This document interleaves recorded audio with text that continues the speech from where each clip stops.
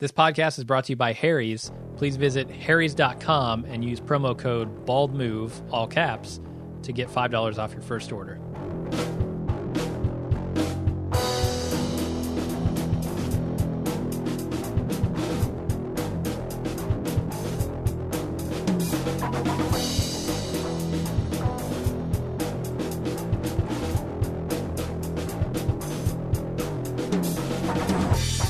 Welcome to The Watching Dead, the officially unofficial podcast for The Walking Dead on AMC. I'm Jim. I'm Aaron. And today we're talking about Season 6, Episode 12, entitled Not Tomorrow Yet. It feels like tomorrow for me. It feels like The Walking Dead has turned a page. Turned a page? Turned a lot of pages, actually, over these last few episodes. Really kind of burned through some comic material, some good stuff, and they're getting to the fucking point, and it's all just working. The dawn has risen on a new day, and by dawn I mean 3 o'clock in the afternoon. Right. We skipped dawn entirely, even though it made no sense in the plot. But no, I mean, by my accounts, they've had 3 solid to good episodes in a row. So, it happened. And I don't. Again, I made, I think, what is a smart choice to not go back and refamiliarize myself with the material. Yeah, I've read through on the comics, but it's been like 3 years ago. And I understand that this episode isn't a lift from the comics. This is kind of an original plot. So I think that, that's always been a problem that they've had when they go off the page. But I thought this was really excellent. Mm-hmm. I'm really looking forward to next week's episode. Yeah, no, it's shocking coming off of last half of the season. I mean, how they swing the pendulum back the other way for me. That's always been frustrating for me when people critique our critiques of The Walking Dead. It's like, as a hate, it's like, no. I mean, it's not like The Walking Dead stopped doing stupid shit. There's still stupid shit in this episode. Right. But things are happening that I'm personally invested on and I give a damn about because it's happening to characters that I care about, and there's actually moving things, and the world's getting larger. And there's conflict that's more than just about people talking about their feelings in a post-apocalyptic wasteland. In ham-fisted, this is what I like. Terrible dialogue. This is what I'm talking about. I don't have to. It doesn't have to be Shakespeare, but this is right. This has been so much better from just a plotting and pacing standpoint. And I also got to give credit where credit is due because I shit all over Nicotero for the premiere of this half season, and he directed this episode, knocked it out of the park. Oh, okay, good. So good for you, Greg. Yeah, they gave him another shot at it. Well, I mean, yeah, I think he does a lot. Yeah, he's done like 9 at this point, maybe 10. I think he's by far the most frequently directed director. I think that was a thread I saw on Reddit. Okay, maybe so. So, yeah, he's done a fine job. Yeah, and like you said, there is some stupid shit in this episode. There's some really bad dialogue, some ham-fisted bullshit. The worst part of this episode, I think, is the Tolbin Carol arc. Yep. No, ain't nobody shipping that. Without a doubt, that's the worst part of this episode. But we'll get there. I mean, it's overall, if really Rick had to go through Jesse to get to Michonne, maybe Carol has to go through Tolbin to get to Daryl, whoever the hell she's gunning for. But like, that's not an even match, man. Right? Nowhere even close. And it's totally out of the blue. And I don't know. We'll talk in more detail about it when we get to it. I imagine we will. Are you excited about the new Walking Dead Michonne Telltale Choose Your Own Adventure video game, Jim? Me? Yeah, I am. I've actually played a little bit of it. I think there's a lot of the audience that might be excited about it. We're actually doing a playthrough for club members only. You can subscribe for as little as $1 a month to club.baldmove.com to get all access to all these fabulous features, including our playthrough. I don't want to spoil anything, but I literally cried laughing during one point in our play. It's a first for Bald Move history. I literally I got the high pitched A-Rod shit giggle, tears streaming down my face. It was a full on fit of laughter because we don't play these things straight up. We like to do. We played the first season of the Walking Dead thing as a bad guy Lee, where we tried to make the main character Lee just a total asshole.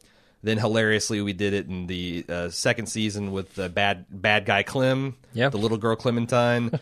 I gotta say, Michonne's a little bit easier to go bad guy Michonne because Michonne is kind of a bad girl herself. Yeah. And a lot of our standard techniques of stony silences and just asshole response, it fits within her character. But still pretty funny. That's an exclusive club feature. We also got ad-free feeds. We got bonus shows, including Lunch with Jim and Aaron and On the Rocks, which are now in podcast form, not just live video, where people can interact with us live. That Michonne thing is dropping tomorrow morning, 9 a.m., so yeah. Get it while it's hot. But a lot of live features and bonus content. If you can't get enough of what we do and you want to support us with all the content we produce for free, great way to do that is at club.baldmove.com, and we appreciate all the club members that have supported us and hope you decide to do so in the near future. Do you have anything else, or should we get into the recap? Yeah, let's get into recap, where we have Carol kind of taking inventory and gathering acorns and making... I didn't think you could get lower than oatmeal raisin, but then I was introduced to acorn beet cookies. That sounds awful. If Subway made acorn beet cookies, they would make 5 times of those to every chocolate chip cookie, and it would always be in stock, Right. Right. But, ooh, I mean, I guess if you haven't had cookies for a while, and it's a zombie apocalypse, an acorn beet cookie might taste really, really good. Yeah. But he's forgotten what real cookies tasted like. Sure. This whole opening sequence reminds me of the Cooking with Carol sketch that we did. Like the music. Mm-hmm. If she had turned to the camera and just started talking about her recipe, I would have lost my shit. Yeah, here's a trick for classic sugar cookies. Substitute sugar for beet. Totally. I even like the pop culture music that they shoved over the top of it, which was Weeds or Wildflowers by Poor Old Shine. They kind of bookended the episode with off-the-shelf music. Yeah. And more successful than the show usually is. And maybe it's because the stuff propping up the show, or the things that the music is propping up are on the face of it better. Yeah. But I found some of the choices cloying or annoying, and these I thought were pretty righteous. So, do we want to talk about anything else before we move on to Rick? Yeah.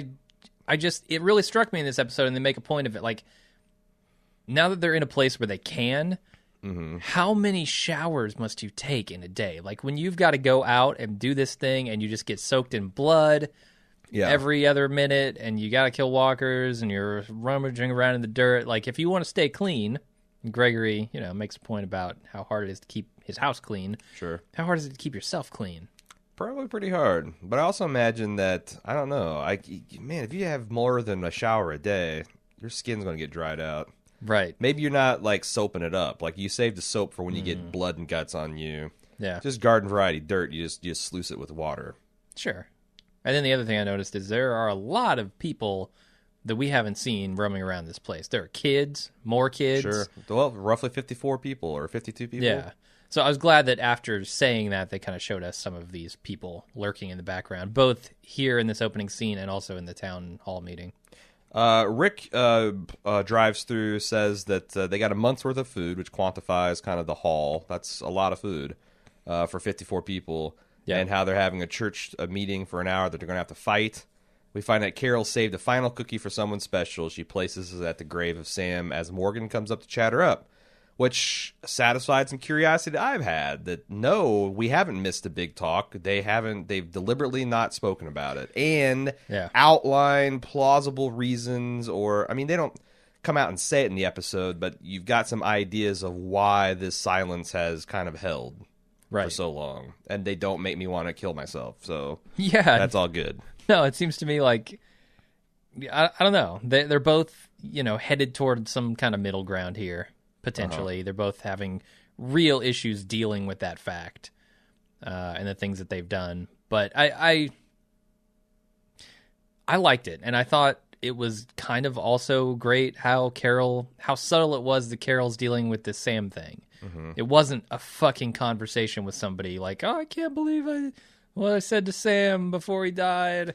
Like, that could have gone horribly wrong. I think it was subtle enough. They do go to that well a bit with Carol and Tobin about the mother thing, which made me really grit my teeth, because there was a lot of subtle things about Carol and being a mom and her and Maggie that didn't need the fucking Tobin shit to underline it in red. And also, I don't like Tobin. he needs to die from a zombie bite pretty quick.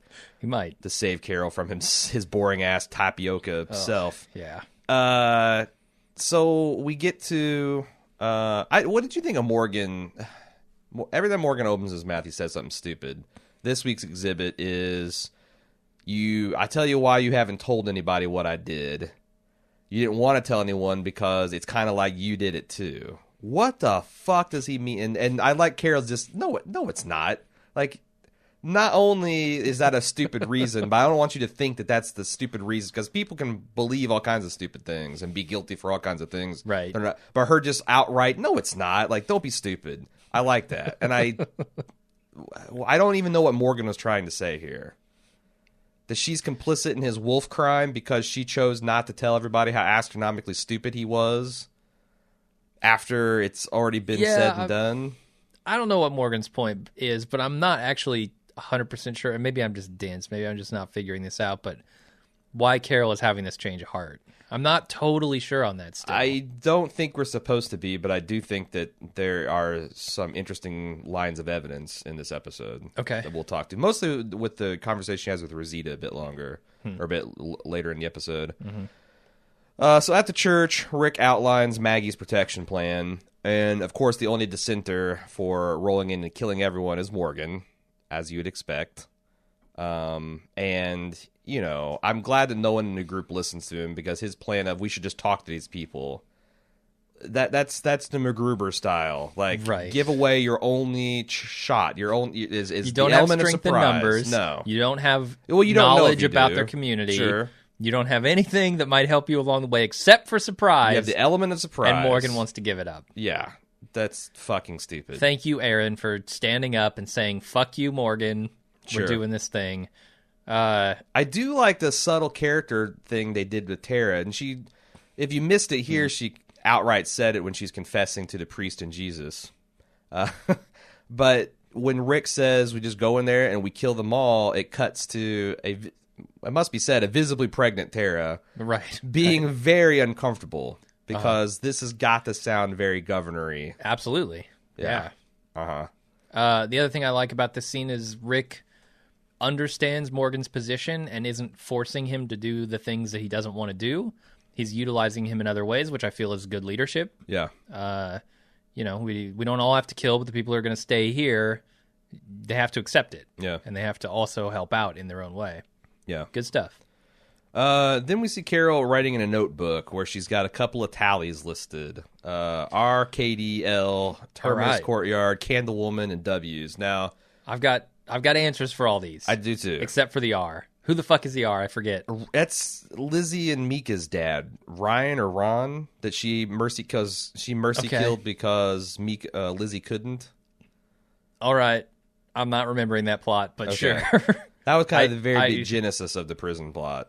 Well, not the genesis, but it had to be at the beginning because we don't get post Woodbury burning down part of the prison plot. Okay. And then K and D, there's obviously Karen and David, the two sick people in the prison that she killed that got her banished. L, obviously Lizzie. Yep. Terminus Courtyard, random 3 people. And that's like, question. I blew up a fuel tank. I killed a lot of people. Let's call it 3. Do you even feel bad if you don't know their names well enough to write them down individually? I don't know. She killed Candlewoman, who I think is Tasha Yar, right? At Terminus. But okay, why would you make a distinction between the Terminus Courtyard and Candlewoman? Because she knew her name. Well, she knew she had a nickname for her. But like but I'm saying like Terminus Courtyard, and it was more personal, right? It was like 1-on-1. She killed her. But why is there a 4 after Candlewoman? That's a really good question. Because she writes that 18, which is a total of all of these numbers, plus if you count the RKDL as 1. Yeah, and the W's are obviously the wolves. The W's are obviously wolves. I don't know why. I don't know how she's keeping track of these bodies in her head with the Terminus Courtyard Candlewoman, but I do feel like that. Yeah, that had to be Denise Richards. It's got to be because we kind of were talking about all the candles in that room. Sure. But I don't know why 4. Strange. Anyway, so yeah, she's feeling pretty bad about all the actual human beings she's killed. Well, because that's a shitload of people. Yeah. Like, think about if you knew someone that killed, like, even a soldier. Even for a soldier, that's a lot of people that you know for a fact have killed. Mm-hmm. And in our world, if you casually confess that, like, it was all justified, but I had to kill 18 people, you would probably think about that person differently. I'm not saying you have a negative opinion of them, but the way you think of them would be that number 18. And Carol is this housewife who has killed 18 people now. And it would take a toll on you as a human being. Yeah. As well. And I mean, I don't want The Walking Dead, my heroes in The Walking Dead, to become soulless killing machines, just quote unquote badasses. I like the fact that they do what they need to do despite the human cost on them. Right. But I like the fact that every once in a while they acknowledge that even for people like Carol, who went so far into the maniacal badass that she's starting to threaten children with zombie death, that she's still, now that things are kind of calmed down, it's bothering her. Right. And okay, so the apocalypse hits. Like, you don't throw all that out the window, but certainly, like, when you're doing your calculations, there's an apocalypse constant that you have to throw in the formula, right? When you're calculating how horrible it is to kill all these people. So 18 is still, I feel, a high number for actual, real, living human beings. Well, you got Glenn, who has killed 0. Right. Sure. He's the other end, the other extreme. Although I would say Carol has not killed the most by far. Oh, I no. think Daryl Rick or Daryl, yeah. Or maybe Michonne? Abraham probably has killed a lot, Michonne. Michonne kills a lot of walkers. Yeah. Abraham probably kills, a lot of human beings. But I think that, I don't know, it's really interesting. And also the fact that she started this housewife mom persona to get an edge on the Alexandrian people, but now she's doing it earnestly. You can see her smiling in the kitchen while making these cookies. Yeah. I like it. Like, that's one part about the Tobin conversation that I like. Well, let's just wait because we're almost there. Okay. Maggie announces to Glenn that she wants to come along with the group that assaults the place. If nothing else, she can be a perimeter guard. And she says, hey, I'm the one that made this deal, and I have to come. I have to be there. You can criticize this decision, but I understand where she's coming from. Like, it's hard to know when you're a leader when you need to lead from the front and when you need to lead from the rear. Right. It seems like an obvious thing to say, well, you're pregnant. You know, what can you really do out there? Are you going to be a bigger liability? But it doesn't rise to the point where I'm rolling my eyes or criticizing. I mean, it seems like it's kind of a natural thing for a leader in development to kind of struggle with. Yeah. No, I'm with you. Feels natural. And ultimately, it's her decision, and, you know, Glenn might have a say in it, but nobody else really does. Carol makes a late-night visit to Tobin. I think she's just walking around smoking, and he happens to be up, too, because he's worried about this whole invasion thing. Right. Got another one of those. Not for you. She starts off so cold and mean to him. I think that's kind of their relationship. Right. I think she's just blowing him shit for the sake of it, but this conversation takes a turn, surprisingly. I don't understand where this... I don't know why they felt like they needed to just do this. Right.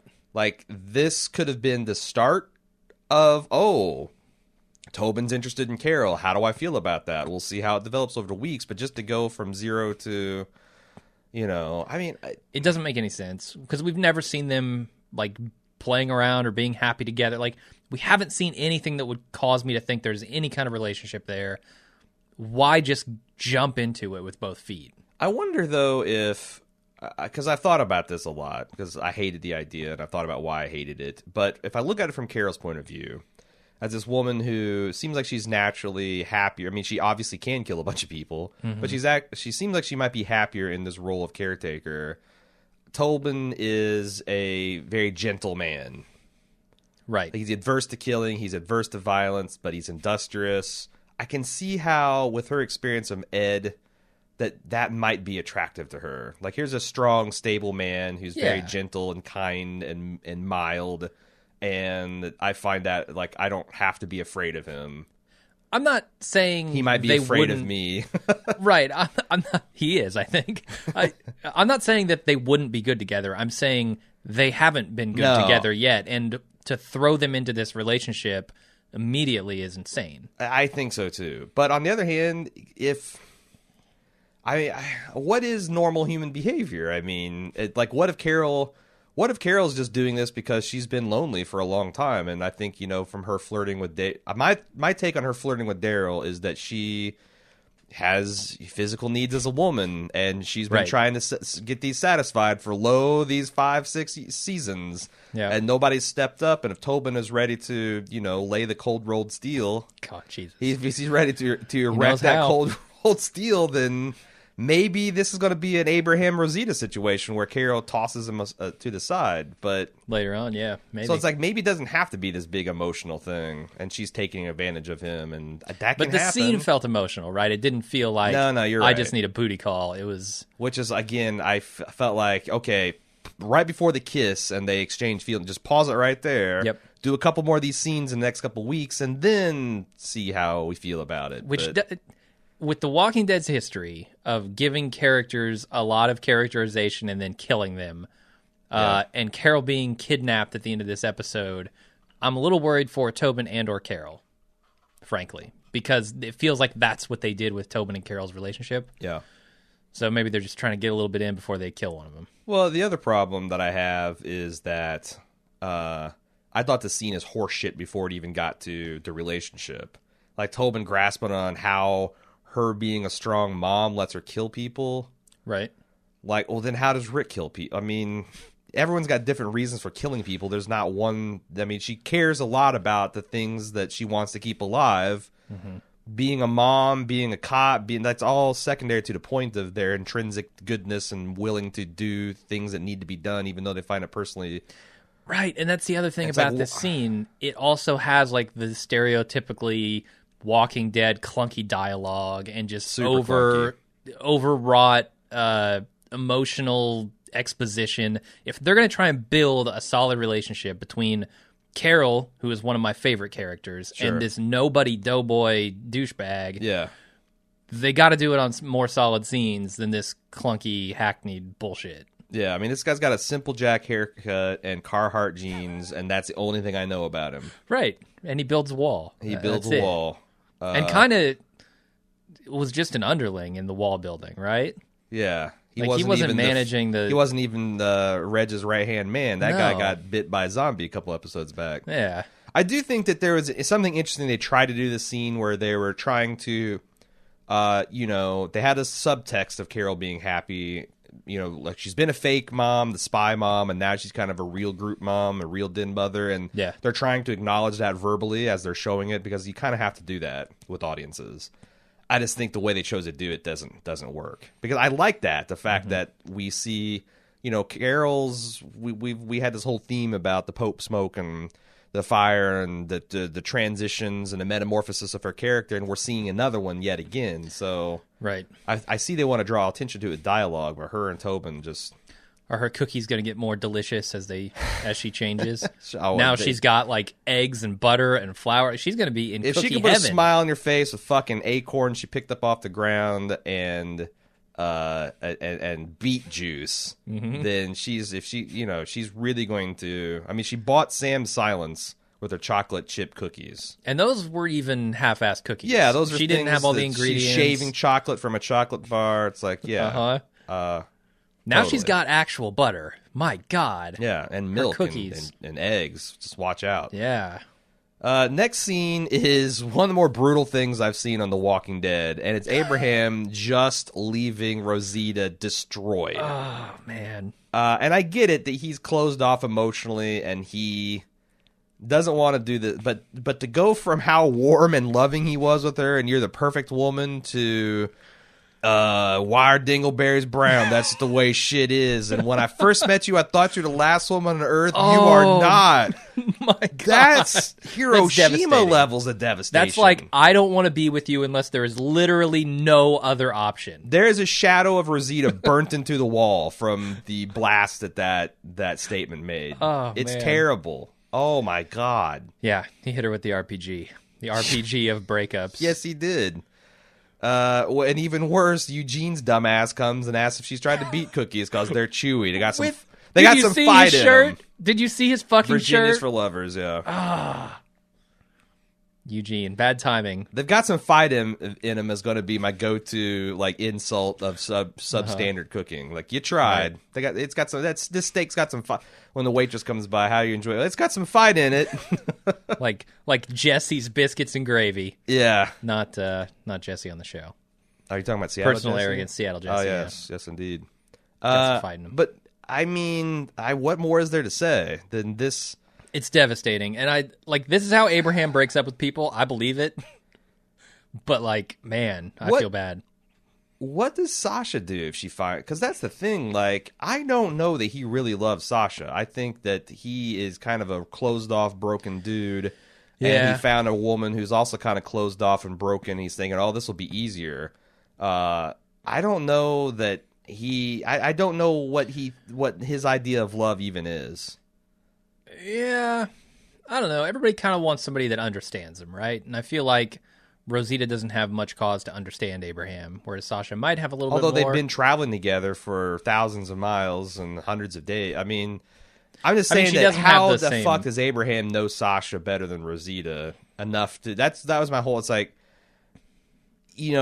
grass is greener on the other side of the fence is a lot more complicated when there's not that much fence and not that much grass left. And okay, I'm not quite following. And again, like, I don't know what I'm saying is, like, I feel like that's where people go wrong when they have affairs.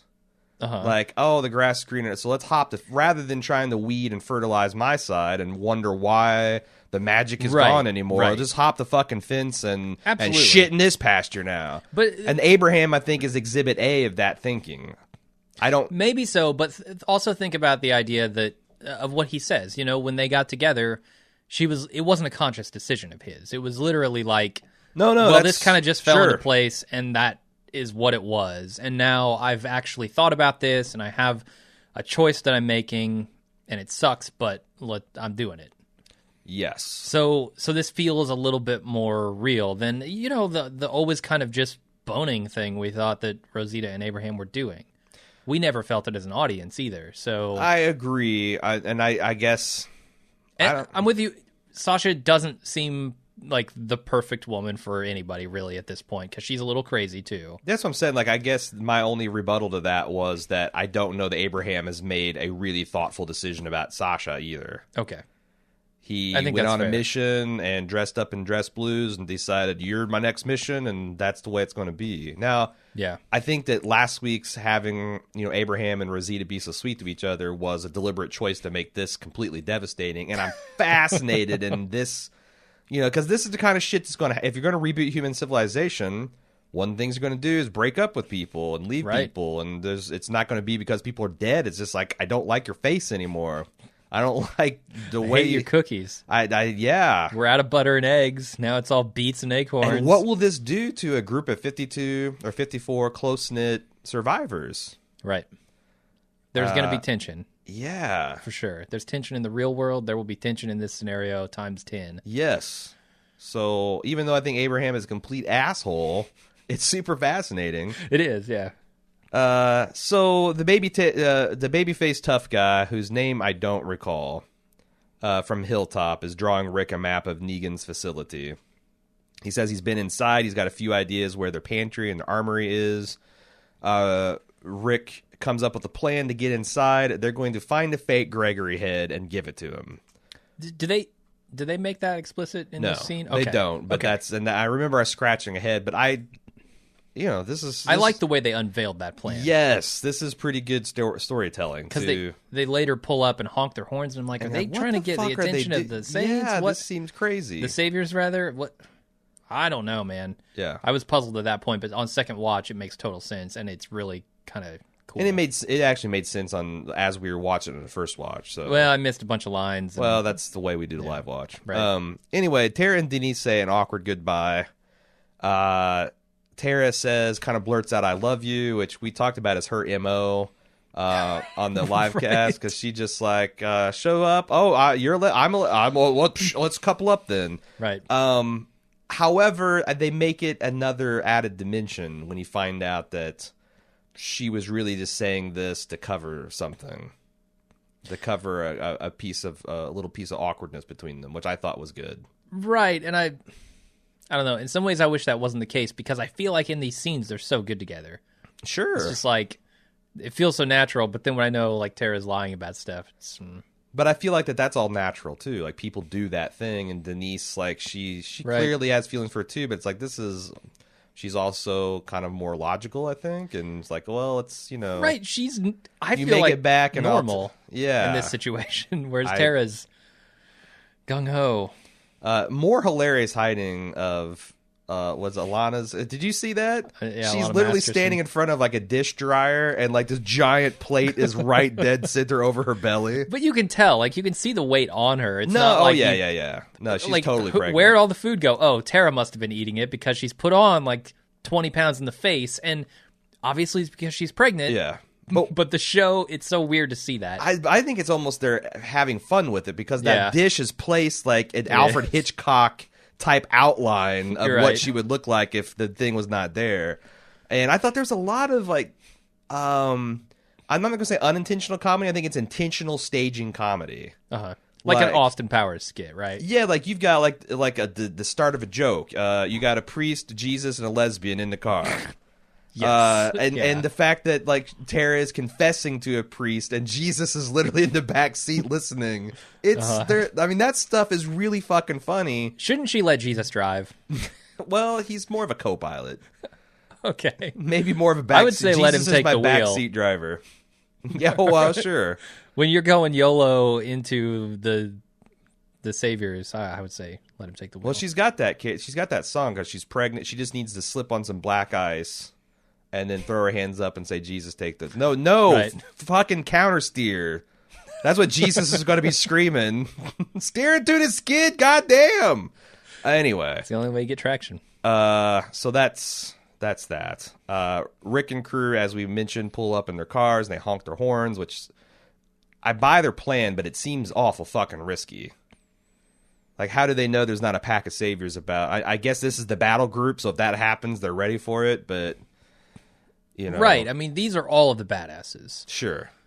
I mean, Save Morgan. Carl. Morgan is a badass. Save yeah, Carl Carl's Morgan. not there, but Carl seems like that's he's embraced his role of like I'm the guardian of the soft people back home. yeah.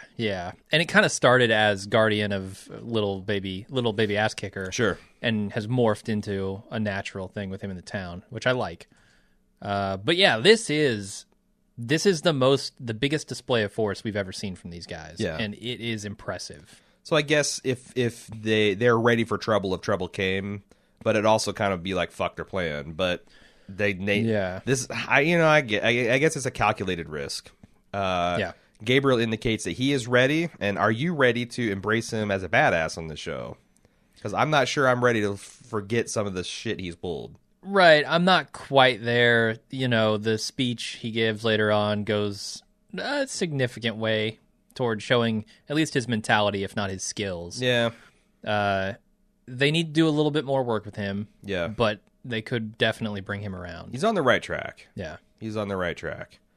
And then there's a Rosita and Carol conversation about Morgan. How much of this is Rosita being pissed with Abraham and blowing off steam, and how much of it is her being legit infuriated with Morgan towing his pacifist line? There's a lot of complex interpersonal relationships going on here. Yeah. Like, Carol has told everyone that we're going to keep Morgan's little dalliance with the wolf a secret, partly to spare him the group's ire, and also to cover whatever Denise's. I have no fucking clue what they're talking about. Denise was going to get their doctor was going to get the wolf medical attention, and using that to basically barter her life. Like, what did she do wrong? She did nothing wrong. No. I mean, and this was like right before the wolf then saved her life. Like, yes, come on, she did nothing wrong in this scenario. Now I wonder if. I mean, that's all from our perspective that we got on Denise and the wolf, and no one else saw that. So maybe, maybe they're thinking that she's. I don't know exactly, but I was like, why blaming Denise for anything seems pretty shitty to me. Yeah, but whatever. But I don't know. Carol, why is Carol trying to? I mean, it's almost like Carol's turned around and said, like, we need a person like Morgan to advocate the pacifist solution, or what are we doing this for? Yeah. There's something that's changed about there from I should have killed you to you are you're like you're like the loyal opposition. Yeah. I just don't quite get what's going on with Carol exactly. It's kind of like I know it's mixed up with Sam. I know it's mixed up with all the killing she's done and feeling remorse about that, but I guess I don't understand the root cause of it. If maybe it's just cumulative, I don't know. I mean, that's kind of like my social theory is you need all types of people to make the human experiment work. Mm-hmm. Like you can't just have belligerents. You can't just have peaceful people. You need a mix of those in civilization because your society is going to go through times of good, times of times of plenty, times of deprivation. They're going to go through times of war, times of peace, and those kind of wax and wane. But you can't just eliminate one side, or you're going to be a less resilient species. Maybe this is a commentary on that Carol has seen the wisdom of. Like, hey, I got in a pretty fucked up place by just going after vengeance and protection and safety. We need someone like Morgan to talk us down off that ledge if we ever get there again. Yeah, maybe. I don't know. It's slightly confusing to me. Also, I do feel like that we're going to have another big scene with her and Morgan and maybe Denise as well, which is I was hoping for. So I guess I'm pretty excited with the possibility of that hanging in our future. Yeah, I wonder if it could tie into Tara. So I feel like their conversation they had earlier where Tara said, I love you, and Denise refused to until she got back was fairly ominous. We should talk about this. I don't like the fact that she's delaying this very important thing when Tara's going on a very long trip. She's going to go right from, like, that seems crazy. Like, I get efficiency and all, but you're going to go right from the raid that may or may not work to varying capabilities to the 2-week raid. That seems hard on the body and the mind. Yeah. Yeah. But it also seems hard on the plot, where I don't know if I expect Tara to come back from this thing. Especially now that Denise is guaranteeing a profession of her love as soon as she does. No, I feel like this conversation is the equivalent of a police officer in a Lethal Weapon movie saying, "It's the last day. Oh, it's the last day. I got my retirement watch. They served me the cake. Yeah, just got to get through the rest of the day. Go home to my wife and 6 kids. It's gonna be great. No, you're dead, man. There's gonna be some falling down type shit happening. Yeah. Mel Gibson is going to be cradling your bloody corpse and crying to the heavens before the next 30 minutes is over. Right. It's pretty bad. Big target. Mm-hmm. Big target on her pregnant belly. What else are we talking about here? Heath and Glenn have kind of a nice conversation, which I kind of wanted to call bullshit, but then I did some thinking, and no one has said that this is wrong, but Glenn has never killed a real live human before. We have some feedback on that. Okay. Does anyone dispute it? We have some feedback on that. Okay. I don't. Spoiler alert for later in our podcast. Sure. I don't want to do that. But Heath says he calls never after killing someone being lucky, and Glenn says I've been lucky that way too. Right. And then they talk about how bad they think it's going to be. I think in this world it's pretty lucky if you haven't had to kill at least one. Yeah. Human. No. Yeah. I mean, I put lucky in scare quotes, but not really. Yeah. No, they're right on. It's lucky that they haven't. So, but I thought the conversation itself was pretty good. Yeah. Rick does a final briefing, says, hey, this is how we're going to eat. We got to do this, even if we find it distasteful. We roll out at midnight. They look at 3 suitable Gregory heads, and I'm thinking, these are by far the least rotted zombie corpses I've seen in a long time. Yeah, they should have got some more disgusting ones to mask that it's not Gregory. Well, I guess you could say that anyone that would be so decomposed that it wouldn't believably look like Gregory, that they're only bringing back the 3 most likely freshest candidates. Right, he would be fresh if they killed him. And Jesus says, well, it's a good thing we're going at dark because none of this one guy's got a pretty fucked up nose compared to Gregory, and Rick just picks it up and polishes it up a little bit. It's so good. To which point the babyface says, man, the Saviors are scary, but those pricks got nothing on you. Which Rick gave the second, what? I did something fucked up. What? You just saw me drenched in a man's blood after stabbing him through the neck. So earlier on, when he goes, they want Gregory's head, we're going to give it to him. Did you think that maybe the show was trying to hint at Rick's willing to do whatever at this point, and that they might actually kill Gregory and deliver his head legitimately? Does the show want us to think that at that point? I don't think so. No? Okay. But I also, I think Rick will. I mean, there are certain... Right. Certain outcomes of a Gregory and Rick relationship that would end up with Gregory losing his head and being presented to Negan. Sure. Okay. Sure. Rick has that in him. I thought they were kind of playing that for the other characters that they've just met, like Jesus and this new whoever head delivery guy. Gotcha. Wondering like, oh God, how bad is this guy Rick when he says we're going to give him his head? Yeah. Also, you think if Tara's in the background, she's thinking, oh, Jesus, this is more governor bullshit. Right. So it's midnight, and we find out that the baby face, his name is actually Eddie. And he announces to the... No one cares. Yeah. Or we'll see if he survives a couple more episodes. But the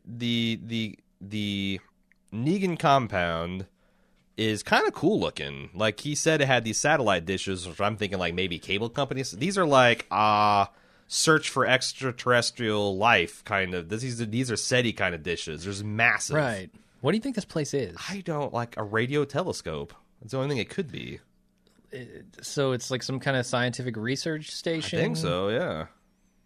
Because I was thinking like, oh, maybe it's a TV station, but they've got the wrong end of the setup. If those that's dishes true. are way too fucking big for just picking up satellite signals. And I don't think they have dishes. They have transmitters. Like, it's the opposite, right? Like, no, they have dishes too, because you have to, they that's how like all the like networks beam their shit to their affiliates. Like it's all well, it used to be satellite. I don't know if it is anymore. Right.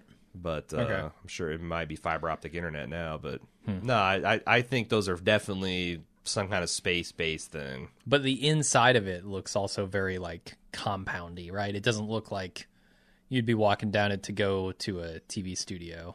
Or there'd be offices I definitely think in there. it looks It's more like than that. That also screamed bunker. kind of research station to me. Like, this is where a bunch of college kids bunk up and they spend 6 months doing nothing but listening for radio signals to something.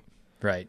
Of course, like I said, satellite or radio telescopy, radio astronomy is not necessarily just about alien. I mean, you do a lot of valuable... Yeah, measure distance to stars, all sorts of shit. Yeah. Visible light's not really where it's at when it comes to exploration of space. Anyway, sometimes. They deploy the head, which was in a motorcycle helmet bag, which I thought was funny. Asshole, shit brain, shit, needle dick. They're really ramping up the swearing into the saviors. Yeah, they are. I was impressed to see 4, arguably 5 curse words. Sure. Back to back here. I also thought it was funny that the saviors also seem like they're just completely like. If you think that Rick is bad, these guys are doing the, making the corpse speak. Oh, little bitch broke my nose, wah. Right. And just being complete hostile for no point. Like, they're really painting a picture of these guys. Between the biker gang that got blew up in the season premiere and this, you're getting a very good feeling about these saviors. And a pretty unique feeling, too. Like, we haven't seen much of this in the show. Like, even the claimed people that Daryl runs into weren't really like this exactly, Yeah. Well, They were bad guys, mostly. Plus, they didn't really swear. Donkey lick is not any... I mean, it's a vulgarity at best. Right. It's an absurdity, is what it is. Can you believe the way that fucking Babyface almost fucks up this whole plan? Well, he almost just ruins the whole thing. He's not used to lying. He's not. He's terrible at it. And that's the thing. There's like I've been watching a lot of House of Cards, and Frank has an aside to the audience at one point where it's like when a person lies to you and they're not used to lying, it smells like something of bullshit coming out their mouth. Like, I feel like that's lying's a skill like any others. Right. That's why little kids are so bad at it. They just haven't had the practice to really work their guile and deception. And also, like, total shitbag fucking waste of skin are really, really good at lying and really good at telling you straight-faced lies. I will give some lying advice to our audience. Oh? If you're going to lie, wait until the other party brings it up and then lie. Don't volunteer Don't information that you yeah. don't need to. Don't preemptively lie. Right. And then when you tell the preemptive lie, do not immediately break eye contact. Right. It's going to be super comfortable because we're not used to lying to each other, but you got to maintain that eye contact. Got to do it. So that's rule number 5. When you're lying to people, maintain eye contact. The chubby biker needle dick dude starts whistling "Happy Birthday," and guess what? It's Happy Death Day, bitch! Because Daryl comes and slits his throat, and the assault begins. Yeah. Great stuff. The recap's going to start breaking down here because we just have montages of murdering people in their sleep. Can we just talk about this whole thing as a whole? Maybe break it up for like Glenn and Heath. I want to talk about Glenn and Heath up front. Separately. Okay. If I'm going to criticize Rick's plan, the first criticism I lay is that you let the two guys who have never killed human beings team up together and then go into a room of sleeping people where they have to kill human beings. Bad idea, yeah. I think that I don't know that Rick is conscious of the fact that neither of them have killed anybody. He might actually be like, motherfucker, you've never killed anybody? Right. All those bullets you shot during the many times that we've been almost killed by people overrunning it. Do you remember that part where they had a tank and they killed your father-in-law? You didn't kill anybody there? Didn't get your dick wet then? What the hell? Yeah. Right.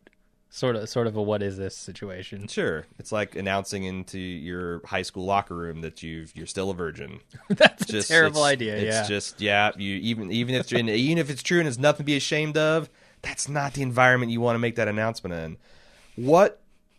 I actually thought the job that they did is showing Glenn like being clearly affected by, I mean, that's cold-blooded shit. Yeah. Like maybe this guy is the worst of the worst, or maybe he's the Terra in the group. Well, he just got a knife in his brains, and you're never going to know. Right. No, I mean, this is like the most intimate way to kill someone. Sure. Aside from Saving Private Ryan shushing them to their deaths. Yes. I mean, this is it. What did you think about Glenn sparing Heath that same... Good for him. Like, he got a taste of it and then immediately went over and said, you don't need a taste either. The flavor's not very good. These are like Carol's acorn cookies. I think it was kind... But I'm kind of surprised that Heath let him do it.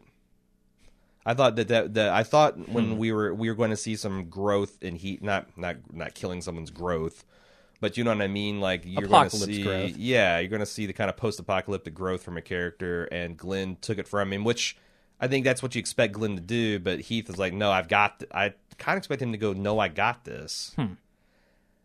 Kind of to share that moment with Glenn, to say, look, you had to do it. Yeah. We all have to do it. This is like, I'm going to eat this food. This is my weight to carry as well.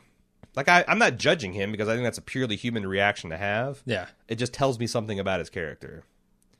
Right. I didn't mind the way they did it. I thought Glenn reacting that way was fine. Do you think, because here's the other thing, with them being holed up in the armory later and just ventilating like half a dozen guys from behind a door, I think that closed doors gives a little bit of like how, you know, when they have the electric chair, they have like 3 switches and 3 guys throw it and only 1 guy's throw it. Right. So there's plausible deniability. Absolutely. I feel like that, yeah, that Heath still hasn't really killed someone because how does he know that all those bullets weren't Glenn? I mean, if he's not an idiot, he knows. But well, you're right. There is that plausible deniability. And they swing from one end of the spectrum, knifing a man in the eye while he sleeps, to the other end, which is closed door, just firing randomly, not seeing anything. and you're being actively fired at as well. Yeah. So I feel like that was intentional because else why would you have him duck killing people only to have to kill 5 minutes later?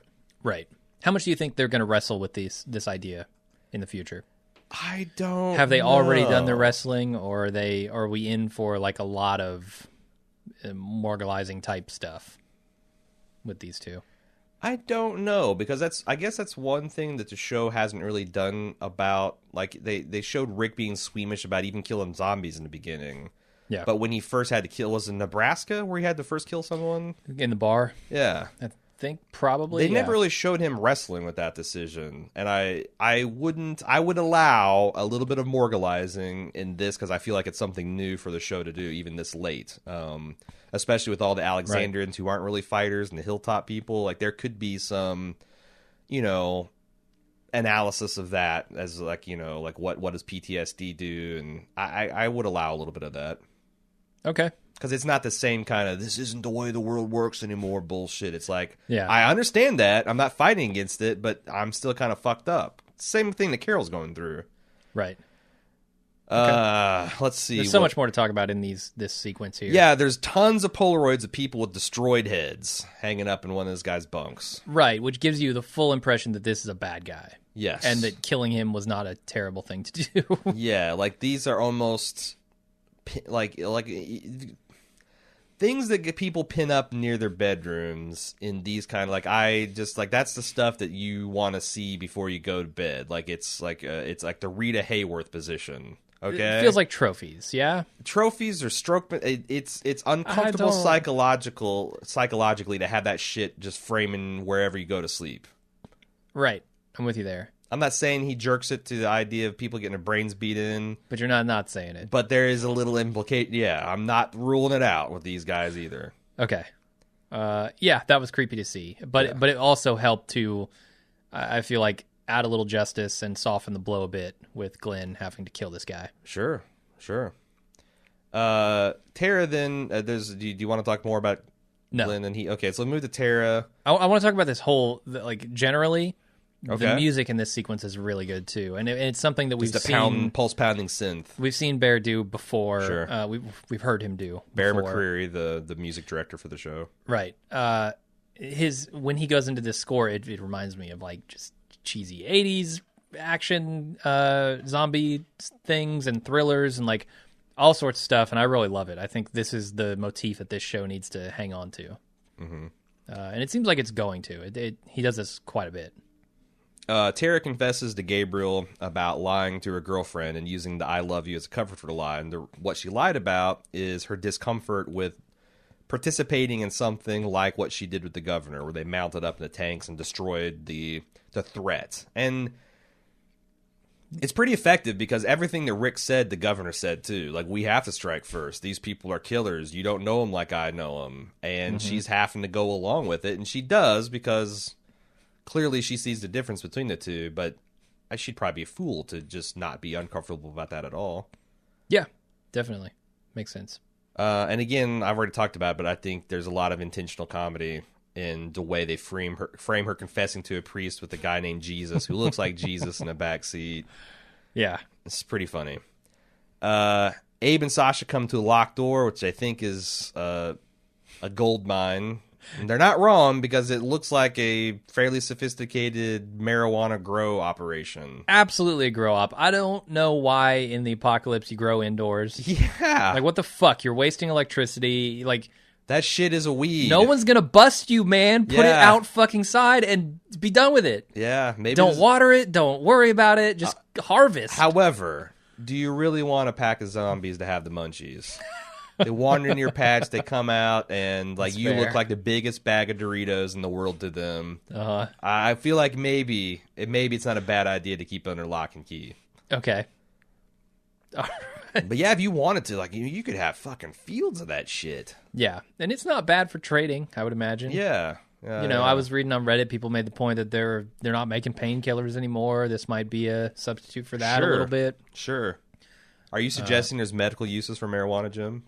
Of course. A Schedule 1 drug? Of course. Controversial. Schedule 1 in some places. Not scheduled in others. It's scheduled. 420 every... No. Circled on the calendar. That's a very strict regimen. Where are we going? Yeah, so the dude comes out of his room, probably it seemed like it was something innocuous, like, hey, I gotta piss. Oh shit, I get a knife to the gut, and he's going down, but not before he pulls the fire alarm, and all hell breaks loose. He got a stab in on Abraham, too. Sliced his arm up. Yeah, give him a little light slicing. It's happened before, though. Sure. Abraham has been sliced by bloody zombie gut knives before. Who hasn't been sliced by a zombie-stained gut knife? Right. Everybody, like many people. Shane was the first one. Nothing came of it. Nothing's going to come of this. Yep. Maggie and Carol have a fight outside because Maggie now it's like, okay, we're the perimeter guards. Arguably, I mean, I don't know. Like, it's smart to have a rear guard guarding your only exit. Yep. Like, if people come up and fuck with your vehicles, then you're screwed. So I understand wanting to go and rush the alarm, but they probably should stand their ground where they're at, right? Yeah, I mean, you hear the alarm. That's not cause to panic and run toward the alarm. No. That's cause to ready the escape. Yes.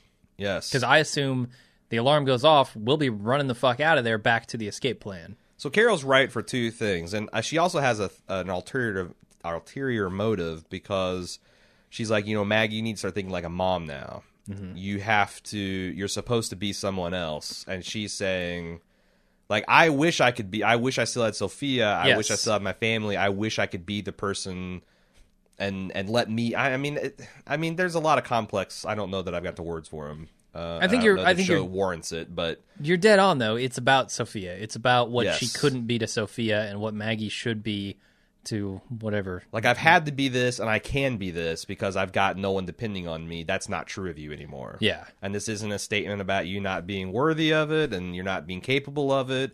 It's like you Right. have a different role now, and you're going to have that role for, I don't know. Obviously, kids grow up faster in zombie apocalypse, but this kid's going to depend on you until they're 6, 7, 8, 9, 10, Carl's age. Right. Until they're old enough to get an eye blown out of their head, they're going to depend on you. That's true. But I thought it was pretty good. Yeah, and ultimately it doesn't matter because they're both taken hostage at the end. Sure. Tara has got some heads up kills because there's people fleeing the bunker, and she's right there to take them down. Mm-hmm. She also has heads up thought in that, hey, we need to get these hilltop folks back, so that whatever happens here, if these people don't make it back, the deal's not on. We need to eat. Yeah. So she packs them into the Babyface and the guy they rescued into the car, sends them off the hilltop. Jesus stays behind. Here's the other thing I think that they're thinking about is if we can get them back, there won't be any evidence as to who actually attacked this group. Sure. So they won't immediately come back to the hilltop and say, you guys fucking betrayed us, and now we're going to come kill you. Which makes Jesus staying behind dangerous. And that's why he's covering his face and saying they won't see me and that stuff. I don't know, Jesus. Pretty risky play. Yeah. And now I think they have seen Jesus. I mean, at the end, maybe he's still got his face covered, but you think that Jesus is one of the most recognizable people from the hilltop, and he seems to be a community leader. If they're able to see Rick well enough to identify the make and model of his gun, they probably have Jesus made too. I think so. The make and model of the Lord of Hosts. Anyway, one more thing about Glenn and Heath that I wanted to talk about. Okay. That is stupid, and it's only done because it's TV and it's not real life. When they go and they shoot up all these people through this door, they just stand there. They just stand there, not waiting to see if bullets come back, not ducking, they should be hit not they should reloading their hit goddamn guns before they open the door Yep. to potential death. Yep. More potential gunfire. They come on. Yeah. Come on. And it's only TV, and we know everyone on the other side of the door is dead because it needs to have that impact. I don't like when they do stuff because it still has that impact if they reload. I buy Heath doing that. Glenn, though, is smart enough to... Yeah. He's been around the block. Come on, Glenn. But, I mean, can you... Like, this is the first time Glenn's killed people, so maybe he's jacked up and not making great decisions. But it's not the first time he's killed people. He just killed somebody But what I'm saying is... people moments ago. But that he was visibly affected by that, and maybe he's not thinking straight. I guess. I just hate to see that kind of stuff. No, it'd have been cooler if they did that from, like, they hit the deck and from their backs were just... Because you don't need to, like... This is the one time where you don't need to fucking use your sights, guys. Right. I've seen you guys shooting from the hip clear enough that you don't... So just get on the ground and spray up, Uh-huh. Try to hit these guys. And reload before you open the door. Be prepared. Another good plan. So Rick is absolutely rocking and rolling with his rival. He's just mowing down saviors. Like, there's a scene of him killing like a half dozen guys in a hallway. Yeah. Aaron stabs a dude in the gut and he says, if it wasn't us, it was going to be you. What the fuck does that mean? Apologizing for killing this guy. But literally, what does that mean? If it wasn't us, it was going to be you. He says those words? Those are those words. If it wasn't us, it was going to be you. Like, they would have got themselves killed if they didn't kill them? If it wasn't us killing you, you would kill us. It was just... Or it would have been you killing you? Kinda, yeah. I don't know. There's a lot of ways you could parse that, and none of them made a lot of sense. That's a strange line. A nice shot of Rosita exploding dude's head and splattering the camera. Yeah. Can we talk about that briefly? That's something I don't think I've seen them do before, and I wonder if that was a happy accident with like a squib going off and landing on the camera, like we've seen in like Breaking Bad or Better Call Saul, where they see something cool and they use it in the editing, or if that was intentional. If the camera got sprayed by a squib or a blank or anything accidentally, that says a lot of disturbing things about the safety of their set. Because so they'd have a cameraman that close to... People have been killed with blank. I mean, they usually... That's one of the reasons, like, a lot of people give them shit about using digital gun effects. But when they're doing that, it's usually because they're firing towards a camera, and that's the only safe way you can really do it. So I think I'm going to choose to believe it was intentional. Because if it's not, like, Jesus. That was a visual effect added later. Yeah. Or maybe. They had a plexiglass in front of the camera, and they planned it all out to be safe because, Sure. But it was still cool. It's something we haven't seen before, and I liked. Some people said it felt a little too video gamey. It did feel like that, but not in a bad way for me. Yeah. So what else we got? It honestly made it feel a little more chaotic. Like, blood's just going everywhere. We've talked about most of this invasion already. There was a scene between Gabriel where he does a little Boondock Sainting, a little bit of Pulp Fictioning on this guy. Yeah, getting a Jules vibe from him. I don't know if he was spouting real scripture or fake scripture. No, but it's from the that's what Jesus was saying to his disciples during the Last Supper. It's cold-blooded shit to say to somebody right before you kill him. Sure. And they go out, and it's morning, and I wish we could have gotten a blood red sky. Man, what? Can't you wait? Right. Can't you wait for a decent actual dawn for them to come out into? That would have looked so fucking cool. And with the name of this fucking episode and Jesus' line about it, this is the next world. Like, coming out to a fucking dawn would have been pretty sweet. A literal dawn would have been absolutely beautiful, both visually and thematically. And they don't fucking do it. Instead, they do this jump ahead cut to broad ass daylight in the middle of the afternoon. Yeah. How long were they in that building? Did they clean up all the bodies, or are they like hiding the corpses? I wonder if they really had a compressed shooting schedule, because I saw some more unintentional rain this episode. Really? Where Carol was delivering her cookies in the first round when they had this shot of her talking to Tobin on the front porch when it was daytime, that you could tell it's raining in the background, even though clearly from her dryness and just walking around, it wasn't supposed to be. Yeah. So I wonder if maybe they wanted to that, but just they had so many days of storm that it was... That seems like a quick thing to shoot. Yeah, it's like it's a conversation, it's a motorcycle fight. And I know that they like to silo this shit up, but I feel like all you need is, a second camera unit that captures that dawn sequence, and then there you go, you got it. Like, and it can be shot anytime in a 60-day window. Right. But you do have to shoot that whole sequence, like the motorcycle fight, everything kind of from that. I guess it has to be during dawn. Yeah. And people I've seen in feedback are giving us shit about giving them shit for things that are they view as inconsequential, like day to night cuts. No. Who really cares? Here, that's art. Right. This is not. I'm not complaining about it because it is error in continuity. No. Fine. I don't care about that shit anymore. It's a missed opportunity to make it awesome. Just add a little flair to it, and they didn't. And it works on so many levels, because you're right. It's the dawn of a new day. There's also that old, red sky at night, sailors delight. Red sky in morning, sailors take warning. Like a red sky in the day is kind of like a stereotypically kind of a bloody ill omen. All the things that a sunrise says. Yes. Those things would be really thematically awesome. And it's a missed opportunity that they didn't do it. Because it clearly is intended to be the dawn. Get the visual there. And if they can't do it, then I bet they're kicking themselves as well. But I'm just saying that, it would have been awesome. At least add it in post. Like, you can do some visual effects there if you need to. But it's probably hard to fake an authentic dawn, but... It can be done. It can be done. They can try. Yeah. They tend to kind of do a piss poor job of day for night shooting. If I recall last time we saw this horrible day to night cut, it was the premiere, right? Yes. the half season Maybe premiere here. Nicotero just doesn't give a Nicotero fuck. does not give a flying fuck about continuity or about. Nicotero is like an RPG character. He's min-maxed his stats, and all he cares about is the zombie practical effects. The other details, whether it's raining or not, whether it's dawn, what time of day it is. Those He doesn't want the things- lore, the story. He's there to It's kill not monsters. that he doesn't care; he just doesn't notice. His perception on that stuff. Right. All he sees is zombies and heads exploding.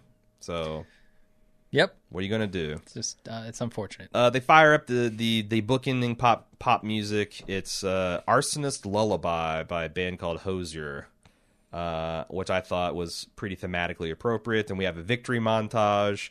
Intercut with Morgan welding something together. Do you have any theories about what he's welding together? It's obvious in second watch. Yeah. In the live watch, I was like, man, what's he welding? A welcome Sure. home sign? Yeah. But you take a look at it. He's got cinder blocks behind him. He's in the drywall cell. He's framing up a door. He's building an Aikido man, Eastman style cell. Well, I think that's interesting because if you don't have a prison, the only thing you can do with dangerous people is kill them. Is right. And And I like that. That is an interesting evolution of his argument. I agree. And the fact that multiple people have now escaped from this stupid drywall prison, Morgan realizes that it's not very secure, so he's going to make it secure. Well, also there's all rehabilitation. Like, what would He's you got do? to feel guilty about Wasn't it Jesse's husband, Pete? I mean, Yeah. I don't know that Pete needed to be killed. Pete needed to be locked up and let dry out and let people know that look, this is you're gonna have to be cool with your wife not living with you anymore, and you're gonna have to do